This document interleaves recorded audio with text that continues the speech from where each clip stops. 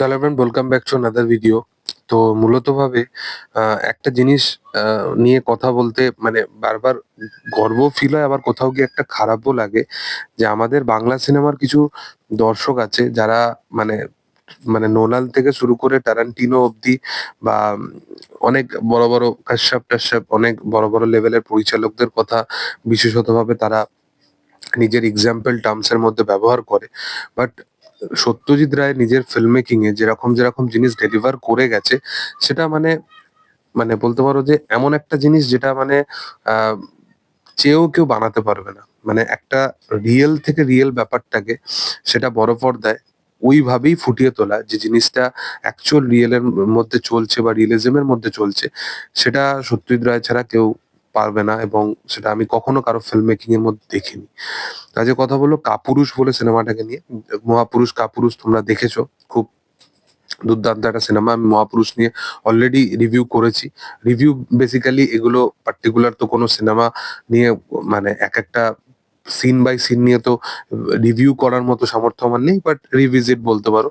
তো মহাপুরুষ নিয়ে আমি করেছিলাম, তোমরা দেখতে পারো, চ্যানেলে চেক আউট করতে পারো। এবং কাপুরুষ যে সিনেমাটা, এই সিনেমাটা পার্টিকুলারলি সৌমিত্র চ্যাটার্জি এবং মাধবী মুখার্জি এখানে মুখ্য চরিত্রে ভূমিকা পালন করেছে। এবং এই সিনেমাটা পার্টিকুলারলি তোমরা যদি দেখো, মানে সৌমিত্র চ্যাটার্জি এমন একটা পার্সন, যেখানে আমি এই সিনেমাটা পার্টিকুলারলি ইউটিউবে অ্যাভেলেবেল আছে, আমি ইউটিউবে অনেকদিন পর দেখছিলাম। এবং মোস্টলি যে যে স্মৃতি এই সিনেমার প্রতি জড়িয়ে আছে, সেই জিনিসগুলো অনেকটা হারিয়ে গেছে। তো পার্টিকুলারলি আমি ফোনেতে যখন দেখি, তো অনেক কিছু দেখছি, সৌমিত্র চ্যাটার্জিকে অ্যাজ এ অ্যাক্টর দেখছি। এবং অন্যদিকে সেই সময় কোথাও গিয়ে টিভিতে মানে অন্য একটা সিনেমা চলছে, এবং যেখানে আমরা সৌমিত্র চ্যাটার্জিকে আউট এন্ড আউট একটা ভিলেনের ক্যারেক্টার প্লে করতে দেখছি। তো এই মানুষটা নিজের এন্টায়ার কেরিয়ারে কত রকমের, কত ডিকেডের, কত টাইপস অফ ক্যারেক্টার প্লে করে গেছে, যেগুলো নিয়ে কেউ সেলিব্রেট করা তো দূরের কথা, যেগুলো নিয়ে সচরাচর কথাই হয় না। মানে এমন এমন কিছু সিনেমাতে পার্টিকুলারলি সে নিজের ইগো থেকে শুরু করে, নিজের আহ অভিনয় সত্তা থেকে শুরু করে, সেই প্রত্যেকটা জিনিসকে কোথাও গিয়ে পিছিয়ে রেখে নিজের গুরুত্বটা বা ইন্ডাস্ট্রির প্রতি যে নিজের যেটা বলতে পারো যে অ্যাজ এ পারফর্মার হয়ে বা অ্যাজ এ অ্যাক্টর হয়ে যেটা সবচেয়ে বেশি জরুরি হয়ে থাকে, ইন্ডাস্ট্রির পাশে থাকা। এবং অ্যাজ এ সিনেমা পার্সন হয়ে ইন্ডাস্ট্রির পাশে থেকে অনেক রকমের মাল্টিপল কাজের সাথে নিজেকে সংযত রাখা, এর চেয়ে বড় মানে ব্যাপার কি হতে পারে।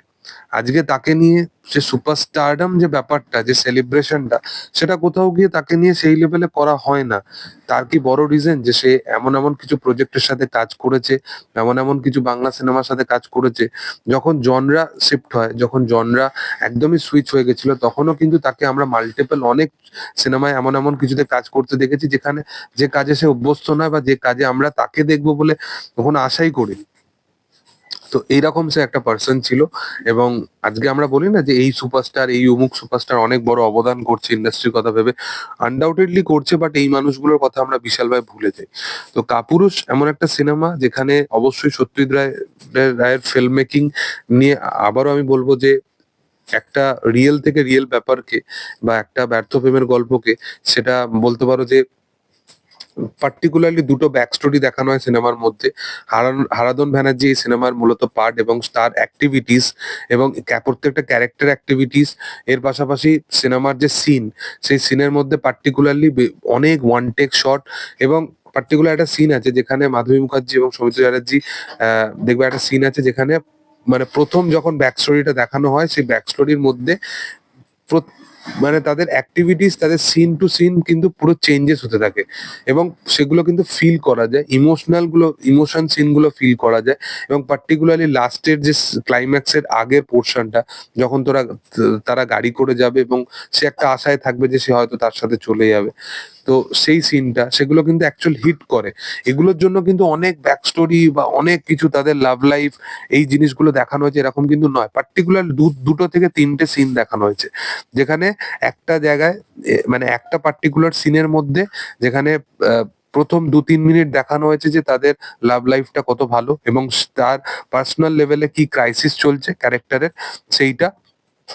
তারপরে থার্ড যেটা দেখানো হয়েছে সেটা হচ্ছে ক্রাইসিস থেকে মানে সরে এসে দাঁড়াবার জন্য সেই ক্যারেক্টারটা মূলত ভাবে কি ডিসিশন নিচ্ছে এবং অন্য ক্যারেক্টারটা তাকে সাপোর্ট করছে না বলে পার্টিকুলারলি তার লাইফটা কি হয়ে দাঁড়ালো।